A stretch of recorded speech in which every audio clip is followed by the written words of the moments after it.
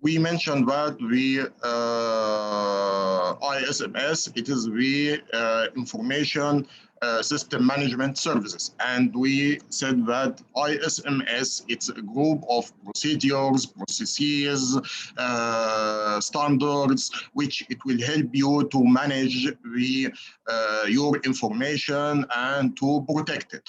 And of course, when we are speaking about ISO 27001, we don't mean by the information that it will be stored in a digital format only.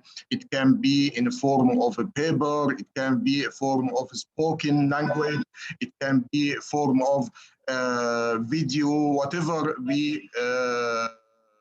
sort of the information representative type, but the ISMS should protect this information.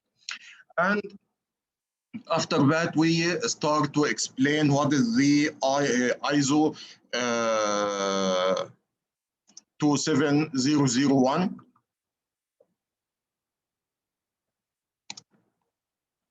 And we said that the ISO 27001, it is a standard which it will require some requirements to comply and to audit and check the ISMS and make sure that the ISMS it's installed correctly and according to the best practices to protect your data and information.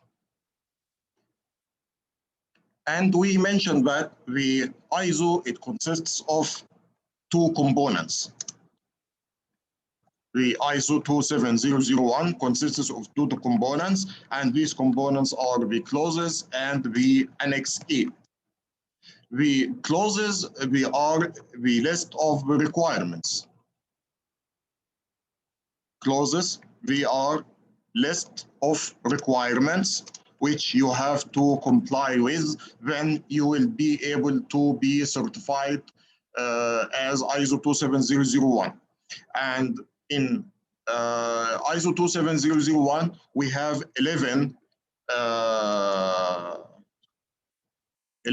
clauses.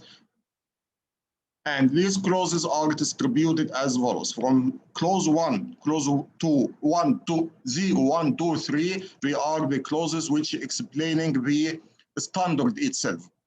While the clauses from 4 to 10, they are the requirements which you have to achieve, then you will be certified against 27001. Also, we have the Annex A. Annex A, it's the group of controls of security controls distributed into 14 sections, and there are 114 controls. And we are starting from A5, numbers from A5 into A18. Yesterday, we started the explanation of the clauses. We covered clause number 4, which it was the organization text. And we mentioned that in the organization context, we have if you can remember, 4 or sub clauses. The 4.1 is the internal and external factors affecting the organization context. We have 4.2, the stakeholders and their interest in the ISMS implementation. 4.3, we have the scope of the ISMS scope. And also we explained the clause number 5, which is the leadership and commitment.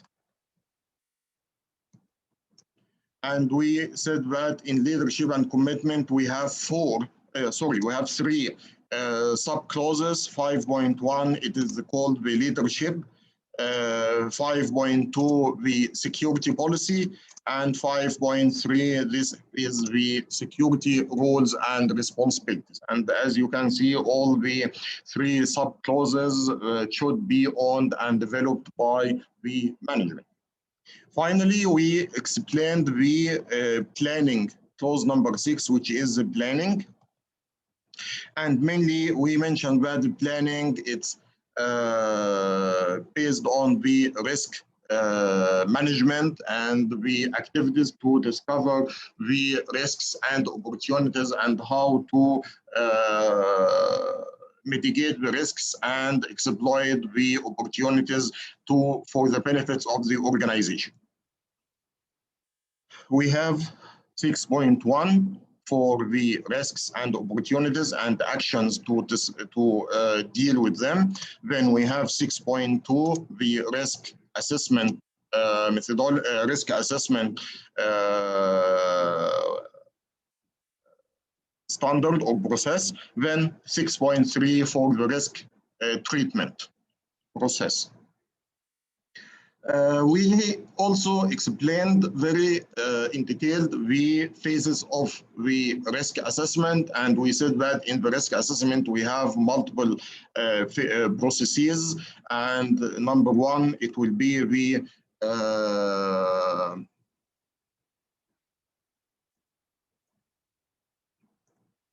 context establishment. This means that you have to understand your organization and how it will looks like, and what are the factors affecting the business, and what are the factors affecting the structure of the company itself, and external factors like the laws and regulations, competition, politics, culture, and so on. Then we have the risk assessment phase, and the risk assessment consists of the risk identification, where you have to identify the assets, you have to identify the value of the assets, you have to identify the consequences, the likelihood, and the vulnerabilities. Then we have the risk analysis.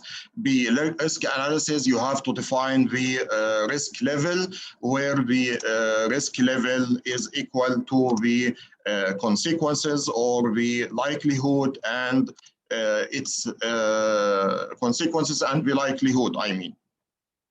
And finally, you have to define the risk evaluation to evaluate it with the risk acceptance criteria to check what will be the next action the organization should take regarding this risk. Can we drop it, or we have to deal with it? Then you have the risk acceptance, sorry, not acceptance, risk evaluation. Phase number 4, risk treatment. Then risk acceptance, and finally risk monitoring and risk reporting and review. These are the phases which we covered yesterday, and I think we create one good slide yesterday by the whiteboard, and today I upload the recording to the YouTube channel. You can access it and review all what we explained yesterday. Just I remembered yesterday I asked you about one point when we explained in 6.2 the definition for the objectives. When we said that in 6.2 you have to define the ISMS objectives, and I told you the objectives must be very clear with description, with time frame, and also you have to keep in your mind that it should be measurable. And I told you there is something called SMART. SMART. The SMART, this is an abbreviation for objectives. When you will hear objectives, whatever any quality management, security management, whatever any management system, then usually you will find the SMART. And we said that if you are able to do your exercise and to tell me what is the SMART, it will be great. Anyone try to discover these names or abbreviations, I mean? Yes. It means specific, measurable, achievable, relevant, and timely. Excellent. Excellent. You are right. When these are specific, it must be very specific. As we said, please don't give me objective which is wide scope. I need specific. I want to achieve 10% market share in during year 2021. Very specific, 10%. Then now, if I have 30% market share, then this means that by end of 2021, I must have 33. VM is measurable. You must be able to measure it, to be able to achieve it. Because now, if you are not able to measure, then you don't know if we are able to achieve it or not.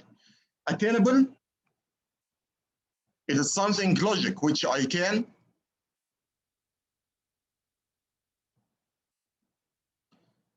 it can be attainable. It means that you must have a consistent expectations, consistent expectations.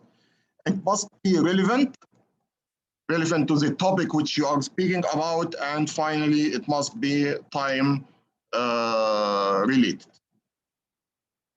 Okay, it was the summary for what we explained yesterday. Any questions?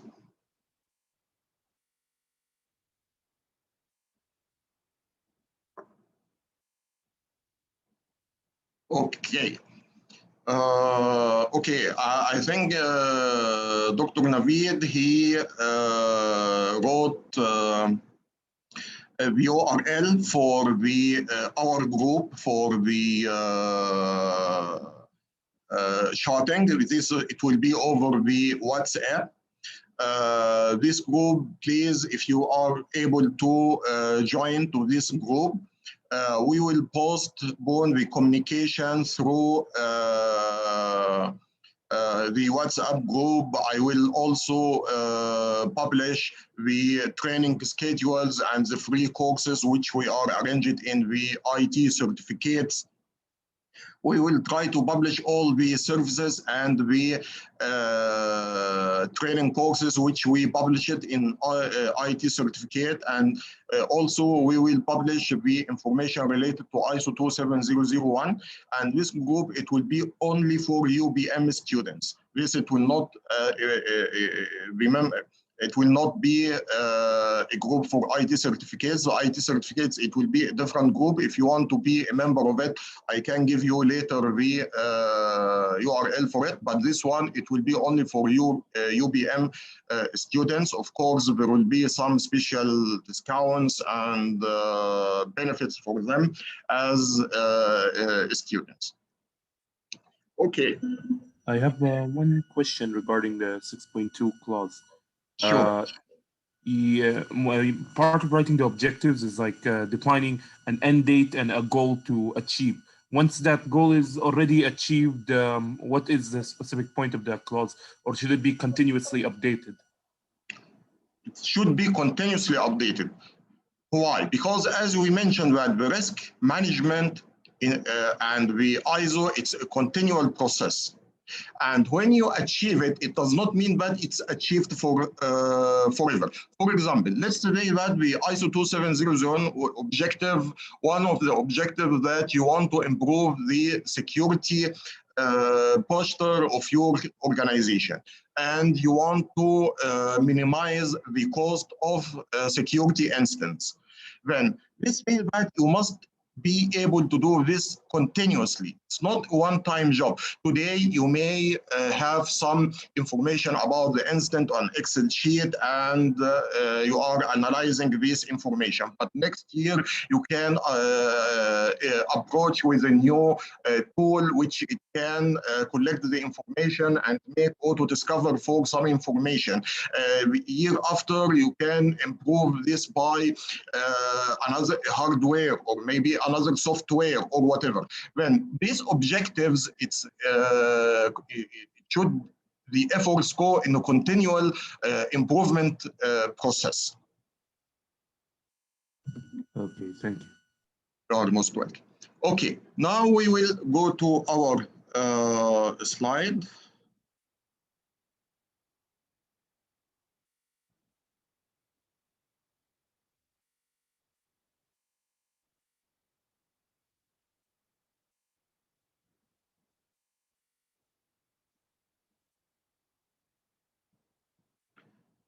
Okay, let's now continue the discussions about the clauses. Just as a quick review, we mentioned that we have clauses from 4 to 10. Yesterday we discussed the clause 4, 5, 6, and today we will start with the clause number 7. The clause number 7, its name is the support. And in support, we have 4 sub-clauses. We have 4 sub-clauses. First one, in 7.1, first clause, it's called the resources. Okay, who is responsible to provide the required resources for ISO 27001 implementation and operation? The InfoSec team, the information security team? No. You remember in clause number 5, when we said leadership and commitment, that all the resources, it should be provided by the top management. Usually when we speak about management systems, resources must be provided by the top management, someone who has the authority to provide the resources. These resources, it can be financial, it can be people, it can be time, it can be facilities, it can be tools, whatever.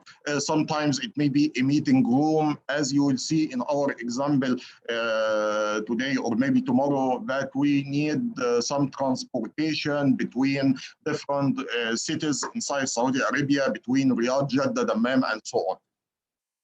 Then these are all the resources which you require to implement the ISO 27001, and this is the responsibility of the top management to provide these resources to the implementation team.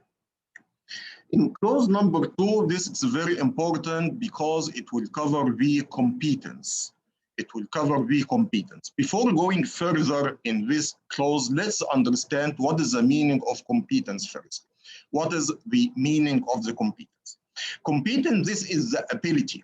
It is your ability to apply your knowledge and the skills to achieve the intended results.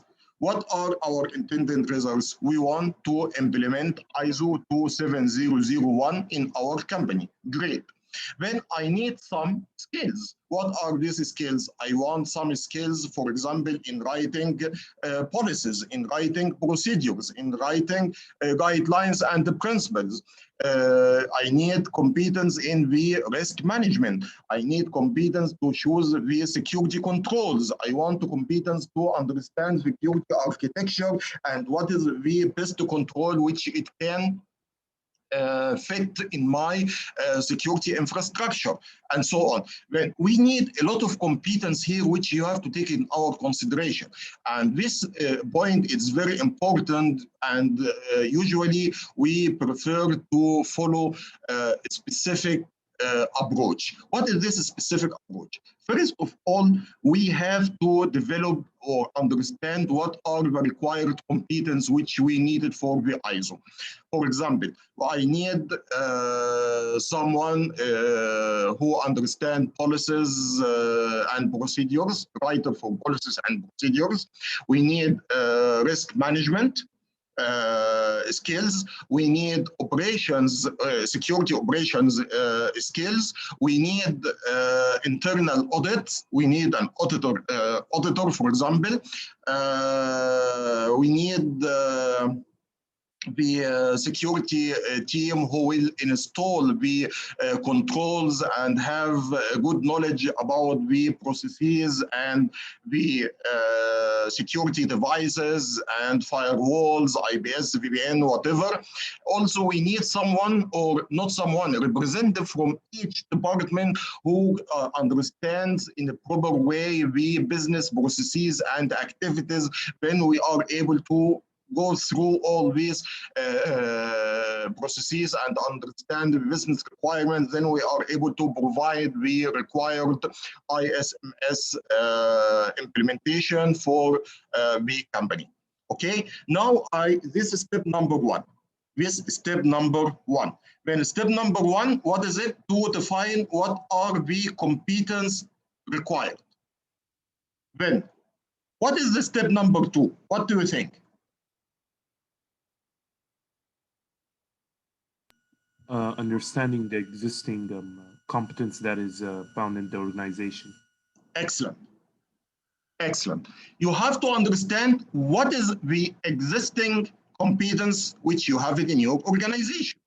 This is very important because I don't want to waste my resources. If I have a good writer for security policies, then there is no need to hire someone from a third party, and this it will cost me a lot of money, which I don't need it. Then step number two, I have to define what are the existing staff competence do I have. Then what will be the next step?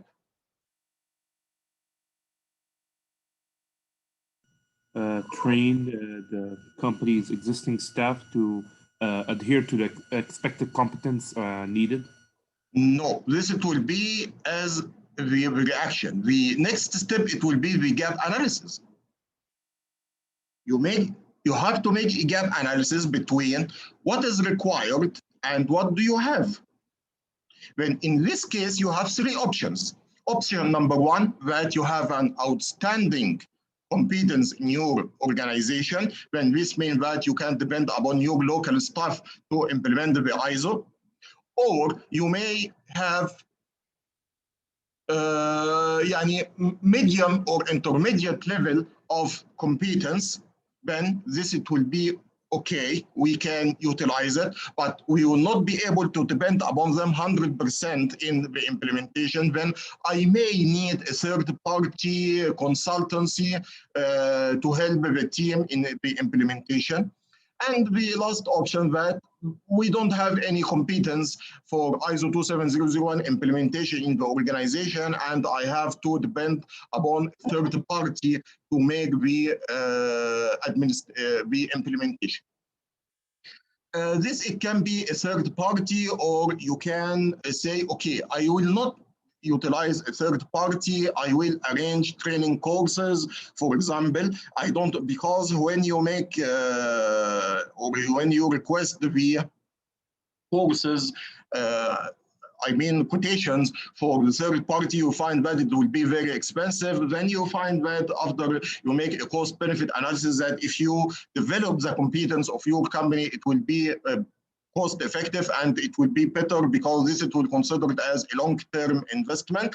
Then you can arrange some internal and external training courses. You can acquire a mentor. You can reassign persons to another positions. For example, take the business representatives and put them in security department for some time. Then you are aware about security and how the security people are thinking and all this stuff.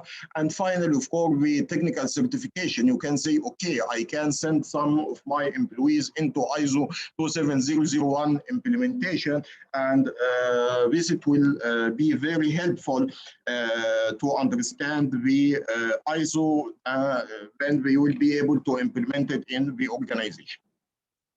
These are the competence or building competence skills which you can do it. And this competence approach, my friends, this is really a good approach which I found that it's really working in the life scenarios, because in some situation we are discovering a lot of skills in the stuff and we don't know about this stuff.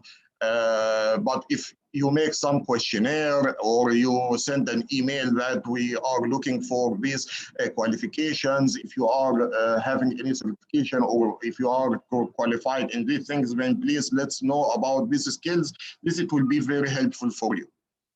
Okay. This is very important that you know that organization must keep records of employees' competence. As you remember yesterday, we mentioned that in ISO 27001, we have some documents which are mandatory. One of them is the records of employees' competence. It can be certificates, attendance certificates, or passing exam certificates. It can be a recommendation. For example, one of you, he is working in one of the organization in the future, inshallah, and he asked Dr. Naveed Ahmed, I want a recommendation from your side. When he provide him this recommendation, or you may attend a workshop as you are doing right now. You are attending an implementation workshop, and we will provide you a certification of attendance after you pass a small assessment. Then all these documents must be kept as records for the employees' competence.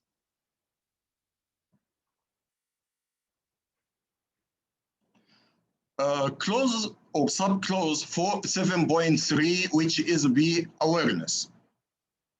Okay, let me ask you a question. What is the difference between the competence and awareness?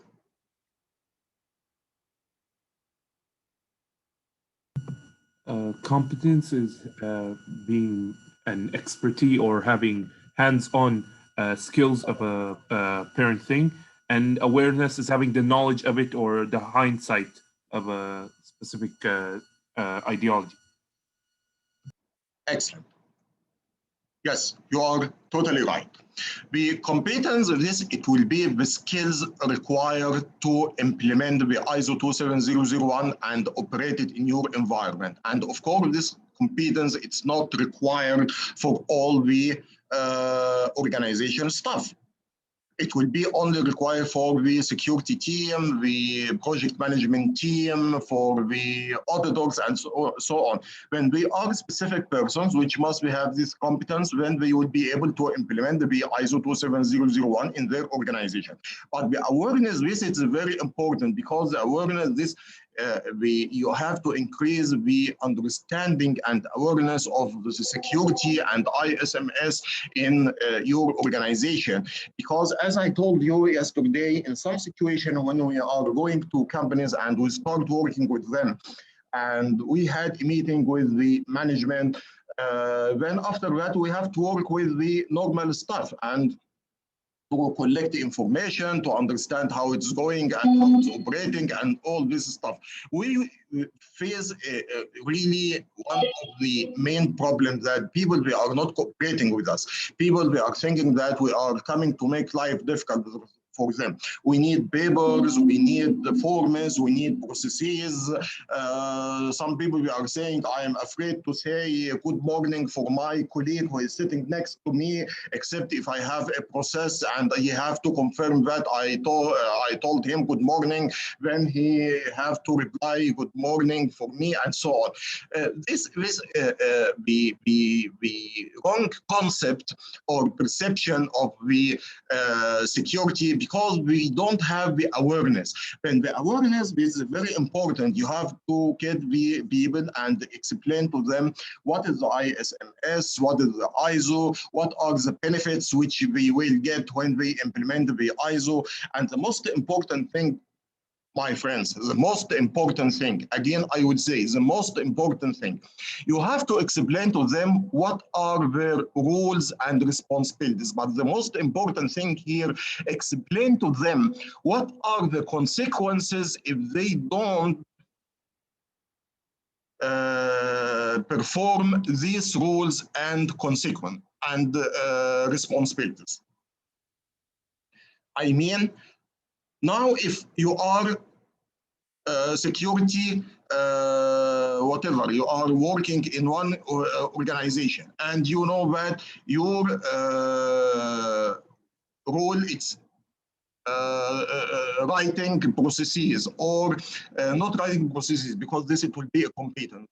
Your goal that you are running a specific process. Your goal is running a specific process. Okay. And this specific process means that you have to make check for some input for this process to make sure that it will work properly. Then the user, he knows that he has to check for these inputs and make sure that it's already configured in a proper way. Then the normal process, it can go on. But what will happen if he did not do this exercise? This is what we call that the consequences if the users, they don't achieve their responsibilities. This is very important. Now, my responsibility when I access my email or a website, don't go to a porno site. You are not allowed at all. Closed, period. Type, okay, I understood this. But what will happen if I try to log into a porno site? Aha, this it will be a problem because there may be some hackers in the background. He will try to log into your machine or download a TSR program or download a keylogger or download whatever, any application which it may collect some data, or it can be considered as a backdoor, and he will take a control on your machine. He can run the camera, he can see whatever you are doing, and he can steal your information and so on. And when you explain to them what are the points which we have to understand, you have to also explain to them what are the consequences if they don't achieve their responsibilities. The last point here, which I want you to understand and keep it in your mind when you are designing or planning for awareness. And this is a question for you for discussion. Do you think that awareness session, it will be the same for all the people? For example, in a company, we have directors, we have IT department, we have sales department, we have HR, we have finance, we have staffing, janitors, and so on.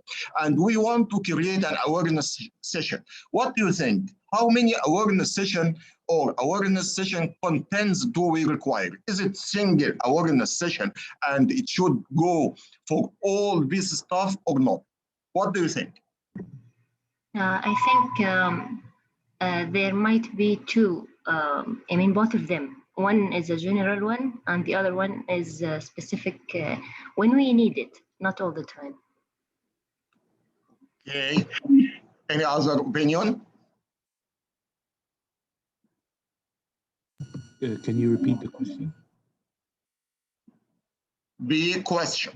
Now, suppose that you are an awareness program manager and you want to create the awareness session for your users. The company consists of the board of directors, mid-level managers, IT security department, financial department, sales department, and the normal staff who are working in these departments, besides the janitors and the office boys. How many security awareness sessions do you require to arrange in this company? And do you think that the contents of this awareness session, it will be the same or different?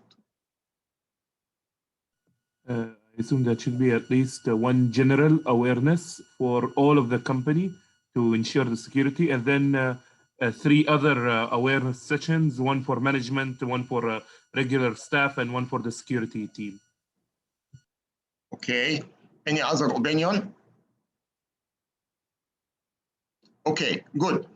The last answer, it was the closest one to the right one. As our colleague, he mentioned that, yes, we need one general awareness session, which it has all the information required for all the users.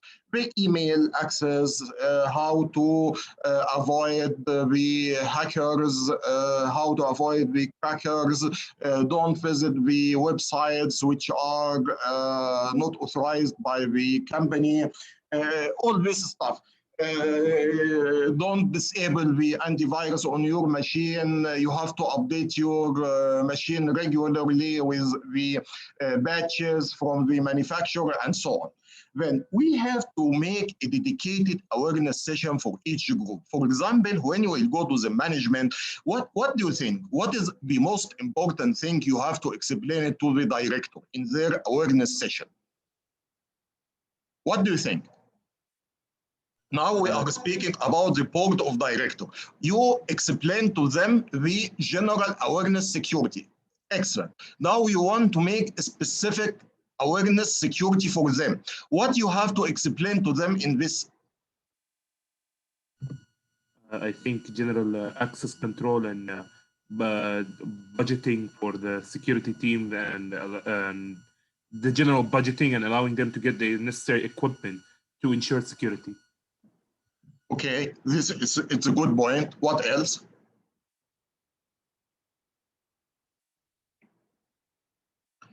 Okay, here, my friends, we have to explain to them the rules, importance of rules and responsibilities. We have to explain to them the importance of the security policy for the organization. We have to explain to them the importance of the ISMS and the required resources which we need from them to implement the ISO. Then this means that you have to explain to them what are their rules and responsibilities. For example, I'll tell you something which we discovered during our practical experience. We discovered that in one of big organizations that the data is leaked, and we don't know the reasons. We checked the websites, we checked the CRM application, we checked everything. Everything we checked it on their network, and everything seems to be protected, and we have a DLP, data loss protection. When no data, it can be data leakage protection. When no data can be leaked out of the company, and all the security controls, it was great. But still, we found that there are some data which are leaked from this organization, and this data is published over the Facebook that this company, we are losing some amounts, and we have some new customers, and we have some new deals, although no one knows about these deals except the sales manager and the sales team only, and the top management, of course. What do you think? What do you think? What is the source of the threat or the hacker here? Who is the hacker here? I assume the best course of action to take is to start leak hunting or threat hunting and give everyone in the company different information regarding if it's true or false. And if that specific information was leaked, we can know who leaked it specifically. Okay, but this, it will be the method that we have to develop to discover it. Okay, but this, it will take some time, and I agree with you. But now, what's your expectation? What was the problem? The general problem would be giving a more lax, a more lax rules in the spreading of information, the leaking of information for management at top level, which may have caused the leak originally.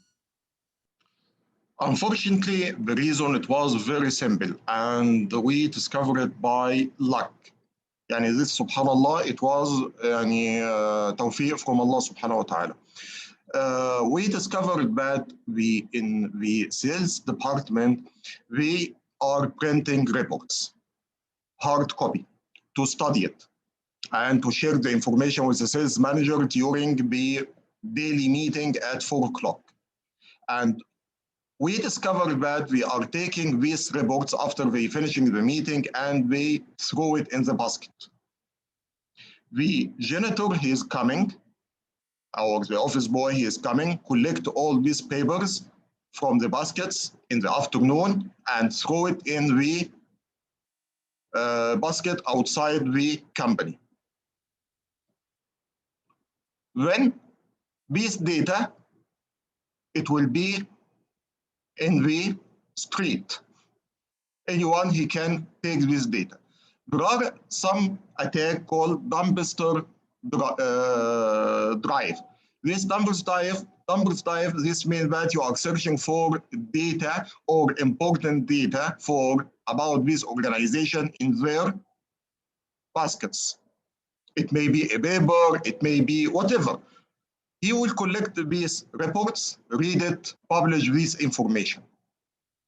Okay. Although when we checked the security policy, we found that it mentioned whatever any reports like that, it must go through the shredder, and this paper should not be thrown into the basket at all. Then this means that there is a non-conformity. There is a non-conformity, and this non-conformity causes this problem, and this is why we are facing this problem. Then this means that you have to take these employees, explain to them the consequences behind not to turn off these reports, and the problems which you can face due to non-compliance with their rules and responsibilities regarding the ISMS. Okay.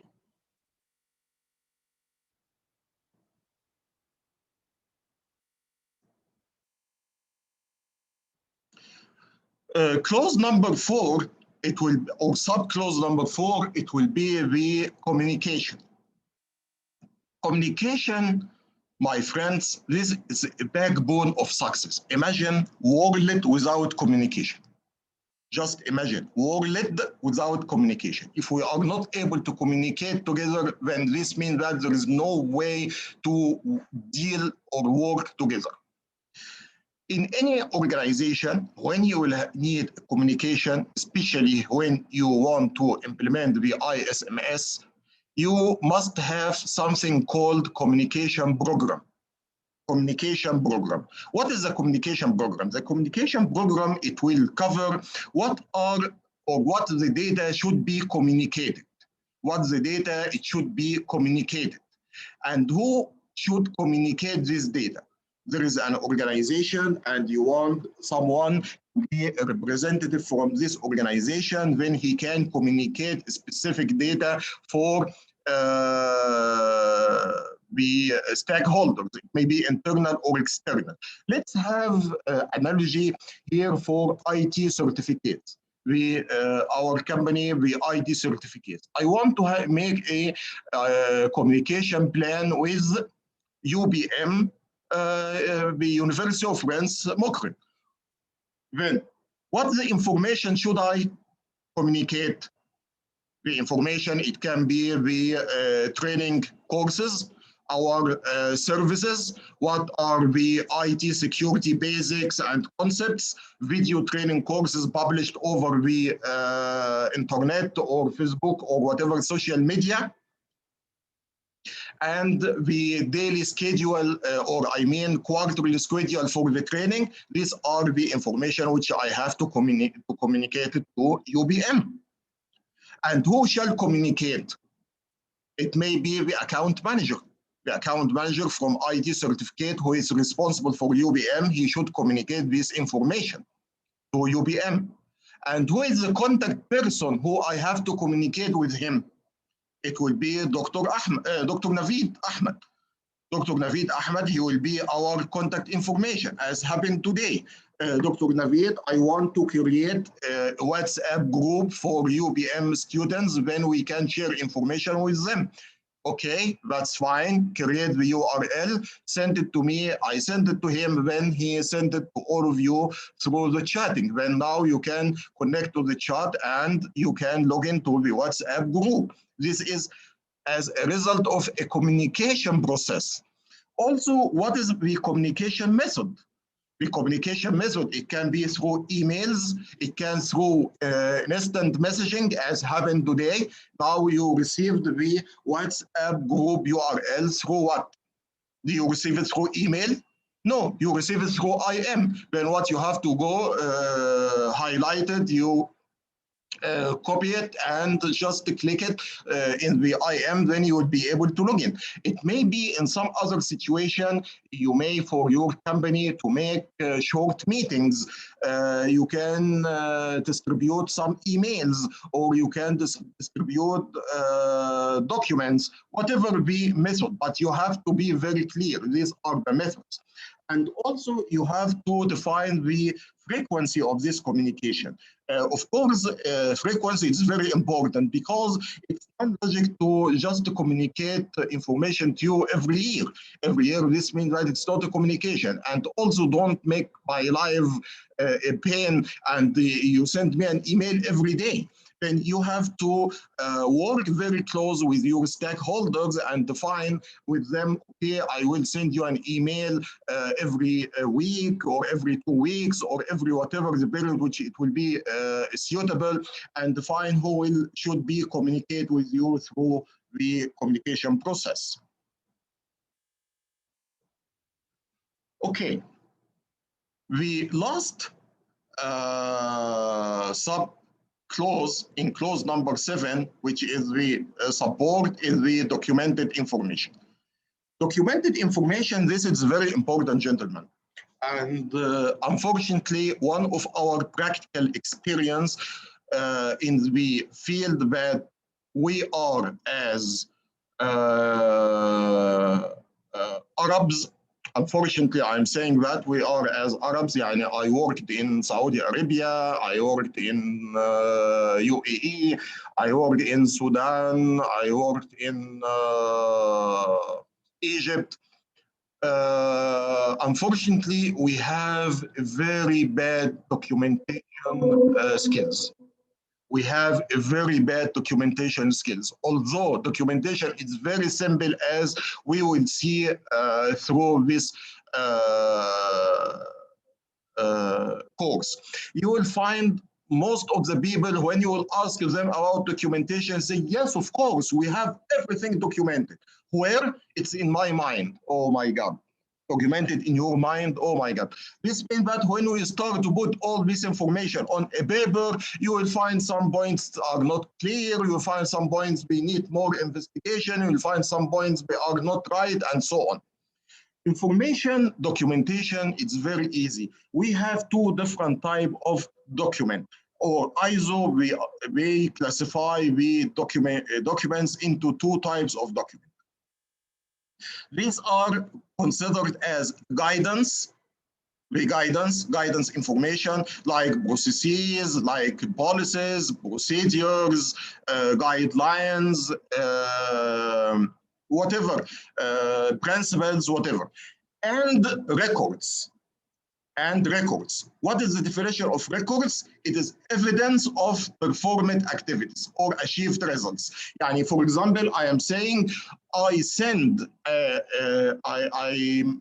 initiate a communication with Dr. Naveed today for sharing information with the students. What is the evidence or record for that? It will be the WhatsApp message, which I sent it to him, and I sent him the message through maybe email or WhatsApp URL. Then he can distribute it. This is the evidence. This is very important. This message, it must be stored and saved because it's an evidence that I made my exercise and I communicate UBM and give them the information which they require. When we have two types of information or documents, we have the guidance, we have the evidence, which are the records. Okay, this number one, the types of the records. Number two, you have to create your own templates. You have to create your own templates. These templates, it must contain the description, the title, the date, the author of a document. And they must be in appropriate format. For example, let's say that Word, it will be DOCX, it will be our standard. And if you want to share it with external entities or whatever, any entities, and you don't want them to make any changes, then you have to put it in PDF format. Also, you have to define what is the official language. It's very important to define the official language. If we have all the branches of the company in Saudi Arabia, then Arabic, it will be okay. But if we have some vendors or partners or maybe branches in different locations, then English, it will be the formal language where it's a common language between all the areas. Also, you have to find where to store these documents. Okay, you create a template, and this template, it should be available for the user to use it. If it's not available for user, then there is no need to create it. Where to store it? You can store it on SharePoint, you can store it on the intranet, you can store it on shared folder, whatever the techniques which you have it. And by the way, my friends, when we say you have to create your template, I am not asking for a very sophisticated template. It can be a very simple template which it can be developed over Word or Excel, as we will see in our exercise later. Finally, you have to save it in a proper format. You have to save it in proper format as DOCX or XLSS or PDF and so on. The last point in the documented information, which you have to take it in your consideration, that you have to protect these documents. Whatever the templates or documents, it must be protected. You must define the classification for your documents. You have to define the distribution list who have the right to access these documents. Let me ask you a question, gentlemen.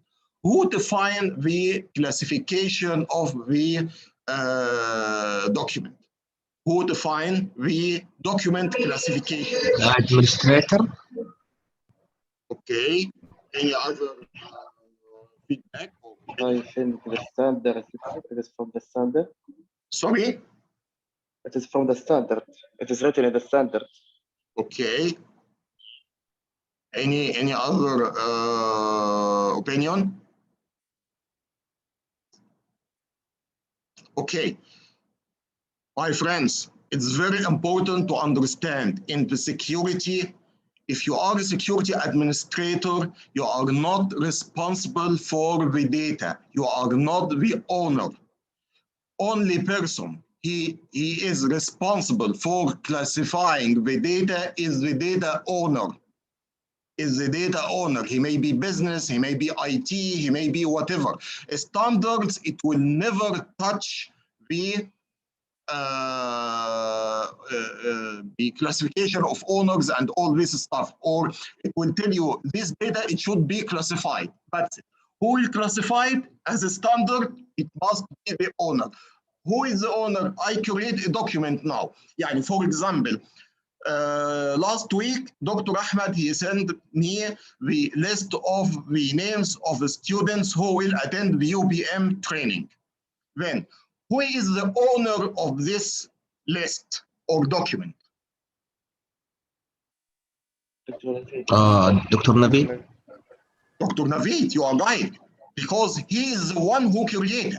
And who is responsible to define the permissions for the users to access it? It may be the students, it may be ID certificates, it may be Osama, and so on. Then who is responsible to define these permissions?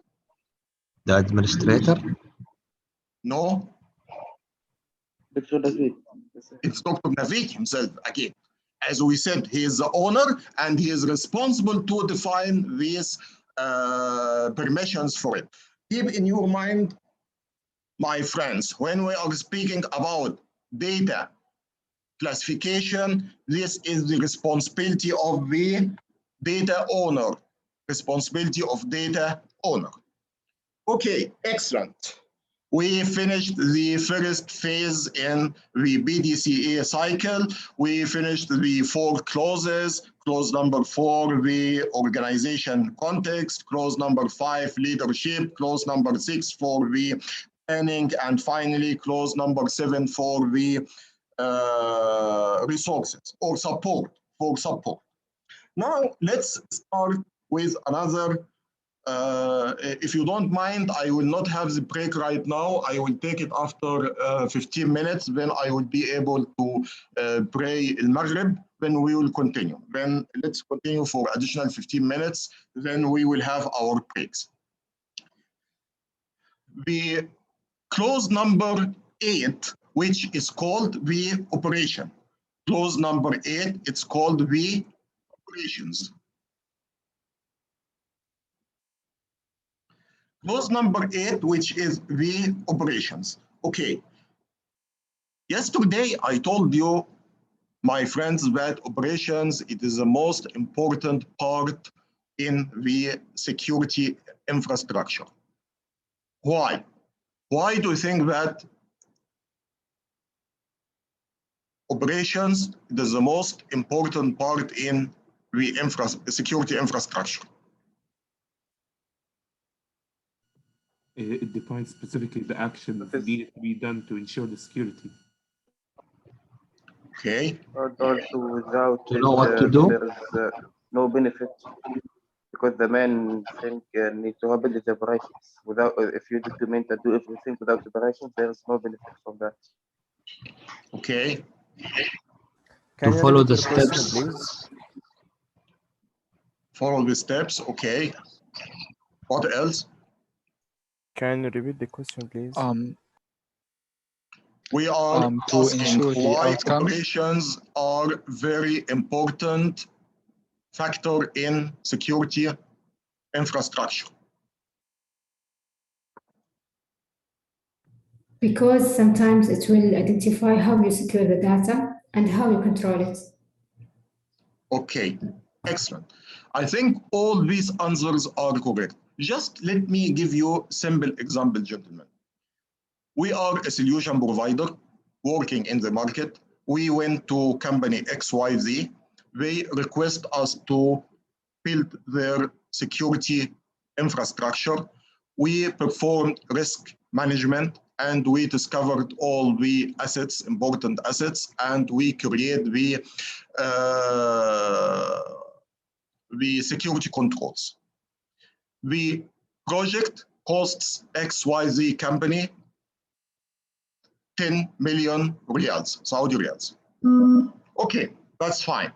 It's a big company and we have revenue, which it may be 50 million riyal per year, and 10 million riyal, it will be acceptable value for them to protect their business and protect their infrastructure. But after we finished the project and we left the company, the operations team, we are not qualified enough. We don't have the experience. We are not able to read the log files. We don't understand what is the meaning of attacks. We don't know how to deal with the attacks. We don't know how to deal with incidents. even we don't know how to deal or discover the instance and so on. Then this means that we are in a trouble here, because there may be some attacks in front of them and they don't know about it.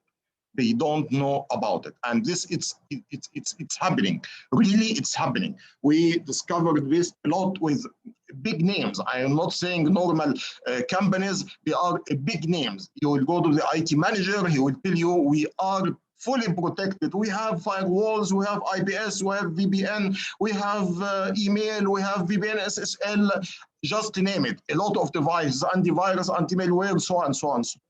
And when we are installing our monitors and leave it for 1 week or someday 1 day only, we discover they may have hundreds of attacks and bugs inside their network, and they don't know about them. Why? Because the operations team, we are not qualified and we don't know how to deal with network.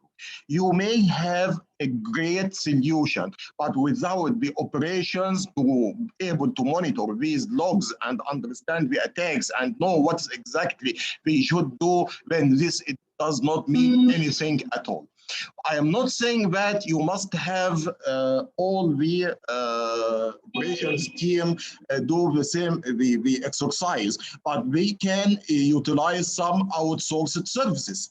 We can utilize outsourced services. You have also to keep in your mind that you may need some sort of change management procedures.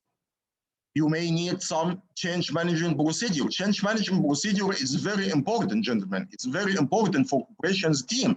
You may need capacity management processes and procedures. You may need problem management process. You may need incident management process. There are a lot of processes which they are required by the operations team. Then they will be able to provide the services and to ensure the availability of these services. Let me ask some question or one question for you. If I want to understand the required processes for security operations, what is the source of these processes?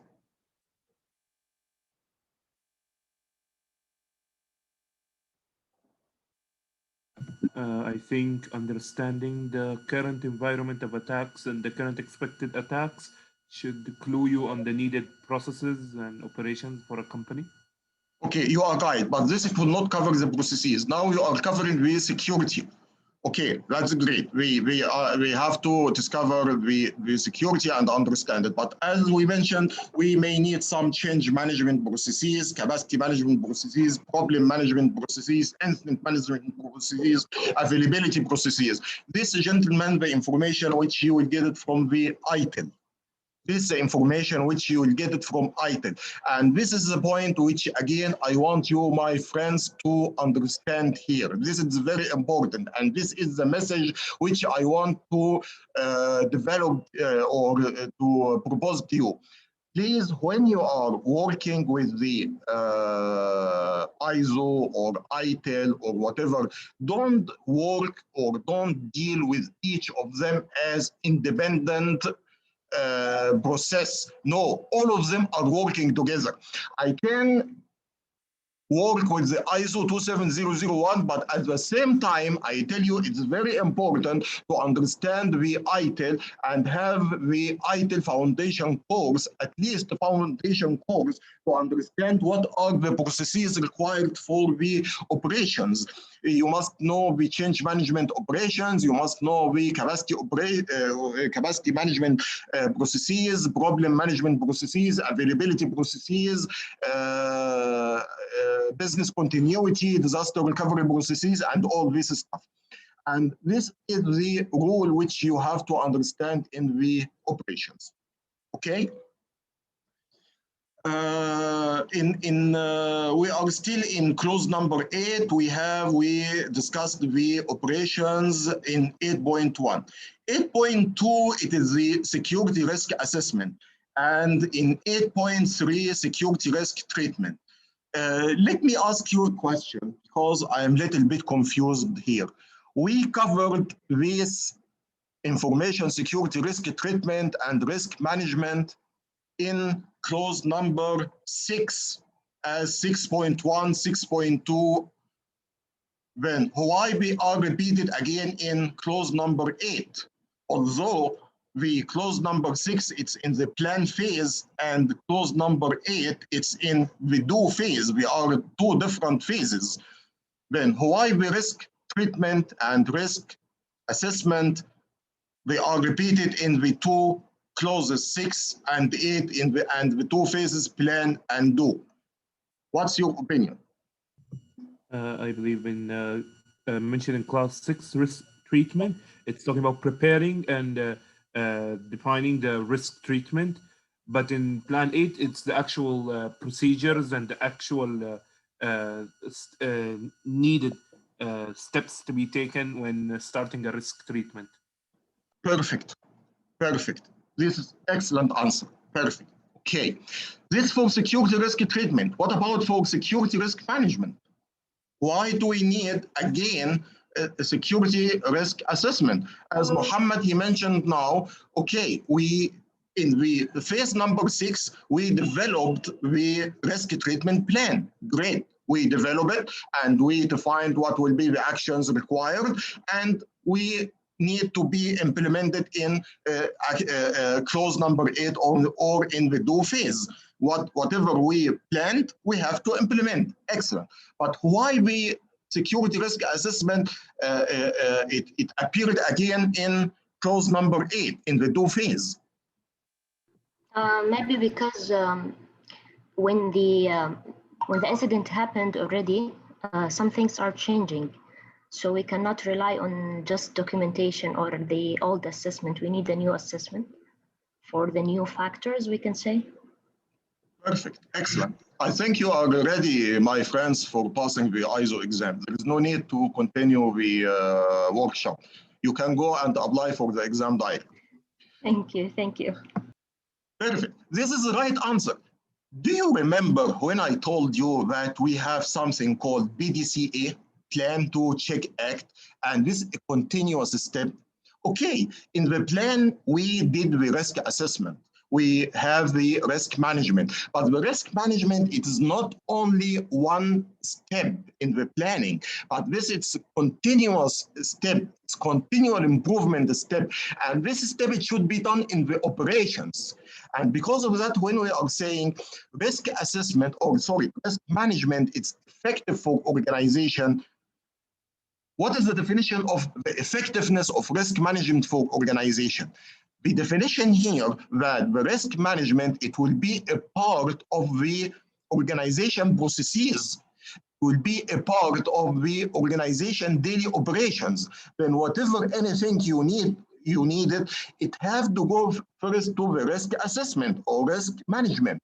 Yani in big organizations, without mentioning names here in Saudi Arabia, if I want to do anything in the operation, I have to make a risk assessment. Of course, it's not myself or the user or the requester. It have to go to a specific department for the risk management, and they have to make a risk assessment. Is it risky? Do we have any problems? If yes, okay. If it's not, of course, by the end of the day, we are a business enabler. Yani, because, you know, unfortunately, security people, they are thinking that security, it have to stop all the business achievements, and anything it's not secure, then we have to drop it. This is a wrong concept about security. We are business enablers. We are business enabler. We have to enable the business. Then when we are saying, okay, this is risky, I am secure risk manager. I am saying to you, I am telling you this is risky, but by the end of the day, I am not responsible for it. I am not the owner. The owner, it may be the business owner, it may be the CEO, it may be board of directors. If they accept the risk, that's fine. I don't have any problem. I have to clarify this, it's risky, but in some situation we are saying, okay, but the benefits, it would be great for us. We will have a competitive edge in the market if we are doing this. Then we have to accept the risk and so on. Then this is the reason why we are seeing the information security risk assessment and information security treatment plan in front of us again in the do phase. And we cover the do phase here. Any questions? Do you have any questions?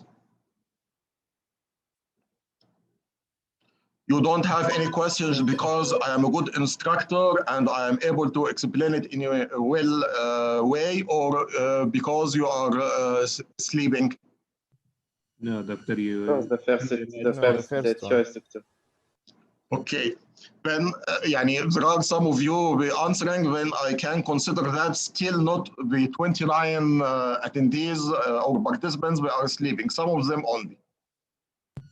They could be shy and don't want to talk. I am afraid that next time, inshallah, during the training courses, I have to distribute some blankets. Inshallah khair. Doctor, some students wrote in chat.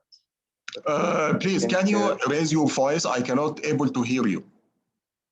Some students wrote in chat, wrote the answers in chat when you asked during the lecture. When he was asking during the lectures, some students write their answers in chat. Okay. Okay, my friends, please don't depend upon the chat because I'm not usually see it. Please feel free. Tell us whatever you want. Don't be shy. I don't have any, even if it's wrong answer, we will not kill you here. We are not here in an exam when you have to say it in a proper way. Now we are open discussion. This is an open discussion. We are here to share our experience with you. We want to share our experience with you.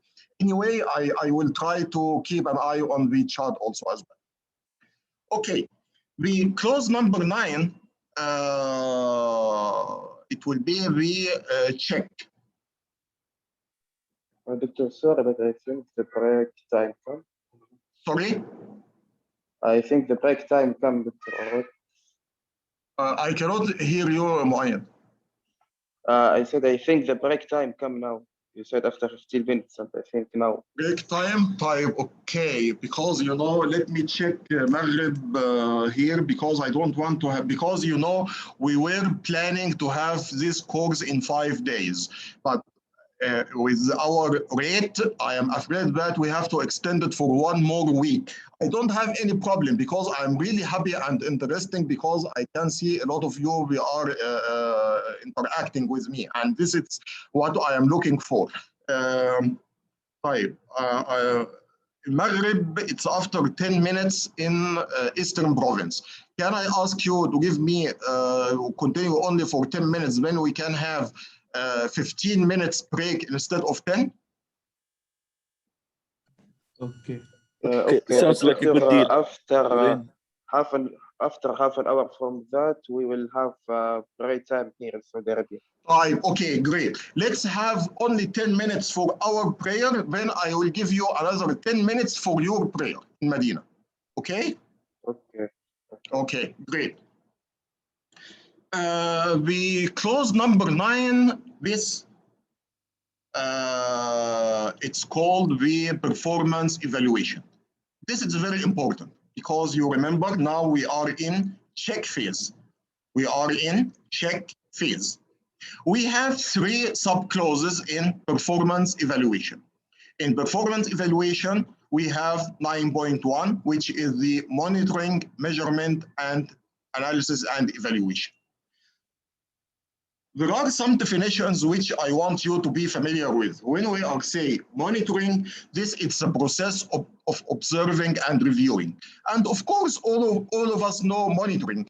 You are monitoring your your mobile, you are monitoring your tablet, you are monitoring your PC. Then you want to know what is the status of the device. Is it working properly? The mobile, it's working, there is signal, and so on. Measurement, this is a process to define a specific value or amount. specific value or amount. And when we say performance evaluation, it must be concrete values, must be very concrete values. We are evaluating performance here, then it must be concrete values. Then analysis, you have to take the data, you make some analysis for it, then you can understand the situation, you can evaluate it, then you will be able to take decisions. And let me summarize the another point. I don't know if you are aware about it or not. What is the definition of these things, gentlemen? Data,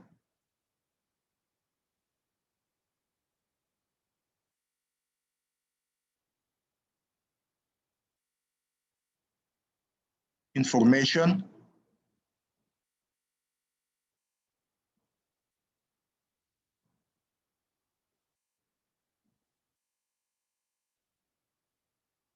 knowledge, and wisdom.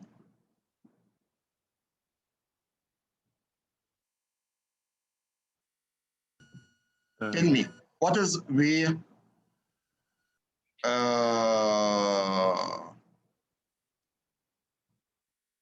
the difference between these four expressions?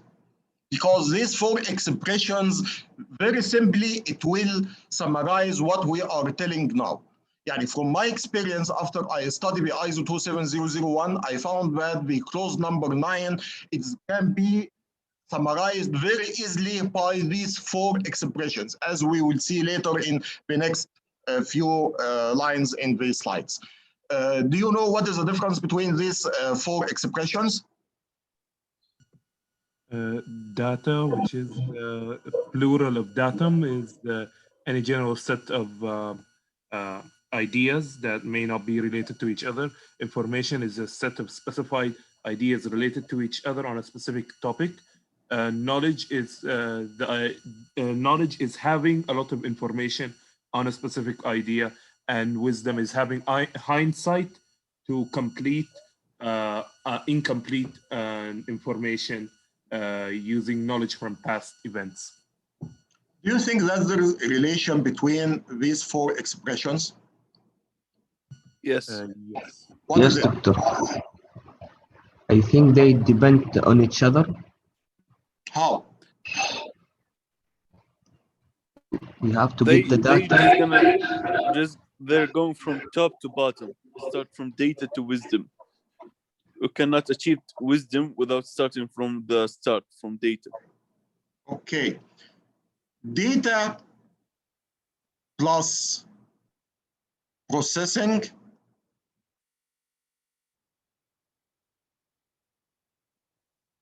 it will give you the information. What do we mean? What is the data? Data, this is raw data. Raw data. I am collecting some raw data from a server or from firewall or whatever. This data as its own, it does not mean anything for me. Sometimes we are collecting some data, log file 10 MB text. Imagine 10 MB text. Imagine how many lines do you have in this file. Then, if you process this data by import it into Excel sheet or whatever, and start to disable or search for specific things and process this information, then you will get the information. Then step number 1 is the data. Step number 2 is the information. When you will get the information and you will add your experience with this information, I get the information. For example, this a log file from a firewall. The firewall, I have the information that there is a specific attack, and I had my experience about this attack. Then I have the knowledge of this attack. Then when I take the knowledge plus the decision, and the decision that I want to, for example, install a process or another hardware device or whatever, then it will provide me the wisdom.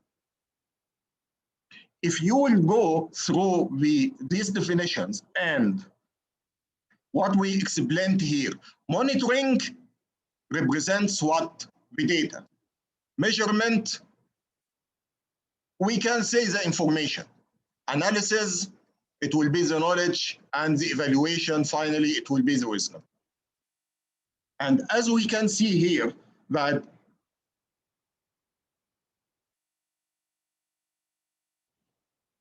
first of all, what you have to do in your monitoring, you have to define what is your objectives of the monitoring, why you are doing monitoring. My friends, life is not easy. You are not able to do anything just without understanding why do you want to do it. I want to walk 1 hour every day. Why? Because I want to improve my health. I want to keep some money in my bank as a spare. Why? Because I am afraid that there will be some diseases or whatever, or sickness, and I want money for medical treatment, and so on. And why do you want to make monitoring? Because I want to improve the ISMS implementation. I want to provide information to my management on time. Then they will be able to improve the ISMS process or take the right management decision on time. They want to expand the storage into 10 terabyte from 5 terabyte. Then they will ask, okay, Osama, how many terabyte are used right now? I tell them almost it's 4 terabyte. What is the average usage each year? Almost 10 or 15%. Okay, then you are right. We really need to buy another 5 tera because we are expecting a lot of operations next 3 years and so on. Then this, it will help them in taking the decision. This is one of the objectives of the monitoring, measurement, and analysis. You have to define the frequency and timing of monitoring. When you will do this monitoring, and what is the frequency? Is it every 1 hour, every 1 day, every 1 month? It depends upon what you are monitoring. For example, if you are monitoring server processors and memory, then you have to do it every maybe 1 minute or 2 minutes or 3 minutes or whatever. But if you are monitoring manufacturing process, it may be after maybe 1 hour or 1 day or whatever. You have to define also a responsible person. You have to define a responsible person for the monitoring. Who is responsible for the monitoring, and who is responsible for the analysis and evaluation. And finally, of course, it's very important to take all this information and provide it to the management to take the right decisions are based on this information. Last point, which I want to mention here in 9.1 clause, that measuring and monitoring, it's a mandatory document. It's a mandatory document in ISO 27001 documentation. Then whatever any incidents, whatever any findings, it have to be documented, and the auditor, it will ask you about this information when they will come to your network for ISO 2701 audit. Okay, this is time for the prayer Maghrib now in Eastern Province. I will excuse you for 10 minutes, my friends, and we will come back after 10 minutes. But please, I really appreciate if you can take 10 minutes sharp. I will enable the countdown timer over the screen. Thank you.